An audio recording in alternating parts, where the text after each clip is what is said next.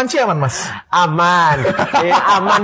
Aman dan itu sudah inkrah. Nah, Pemirsa, Komisi Pemberantasan Korupsi menaruh perhatian yang serius terhadap mantan Menpora Roy Suryo yang belum mengembalikan aset milik negara yang tercatat milik Kemenpora. Roy Suryo diduga membawa ribuan barang selepas menjabat Menpora periode Januari 2013 hingga Oktober 2014. Isu ini mencuat. Panci beneran diambil? Sama sekali tidak. Itu fitnah yang paling kejam, paling keji. Tapi katanya ada 3.000 item yang diambil. Bukan diambil. Kalau kita mau ngomongin salah satu drama paling absurd dalam sejarah pengelolaan barang negara, ya inilah dia.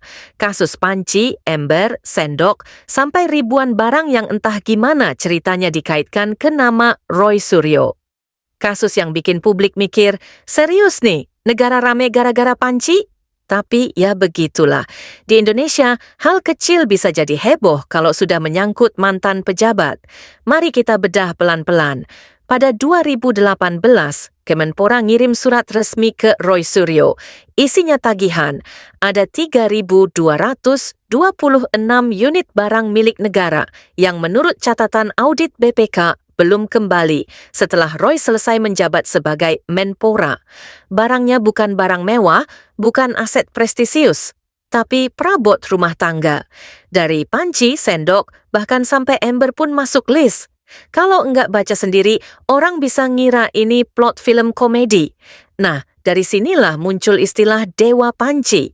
Julukan yang bikin publik ketawa, tapi bikin Roy kelihatan jengkel setengah mati.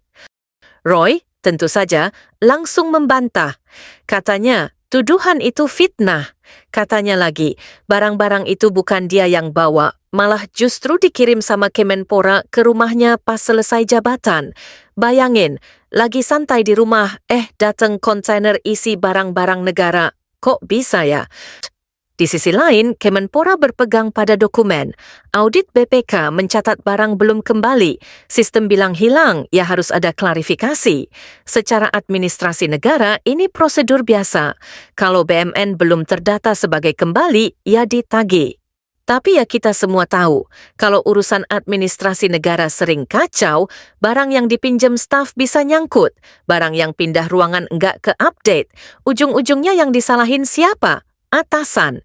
Disinilah ketegangannya. Kemenpora bilang ini kewajiban, Roy bilang ini fitnah. Publik? Ya publik cuma butuh satu hal untuk bikin heboh. Panci. Seketika meme bermunculan, media rame, netizen langsung gas. Dramanya bikin orang lupa bahwa sebetulnya ini bukan kasus korupsi, bukan skandal uang miliaran, tapi lebih kayak salah list inventaris yang keburu jadi gosip nasional. Lucunya lagi, kasus ini sempat mau dibawa ke ranah hukum, tapi akhirnya gugatannya dicabut. Alias selesai begitu saja. Tidak ada vonis, tidak ada putusan bahwa Roy bersalah, tidak ada nilai kerugian negara yang dikunci. Secara hukum, clear.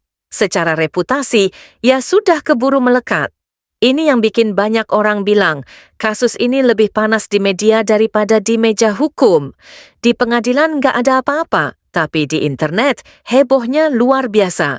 Sampai sekarang pun, kalau nama Roy muncul, pasti ada saja yang nyeletuk, itu yang Panci itu ya?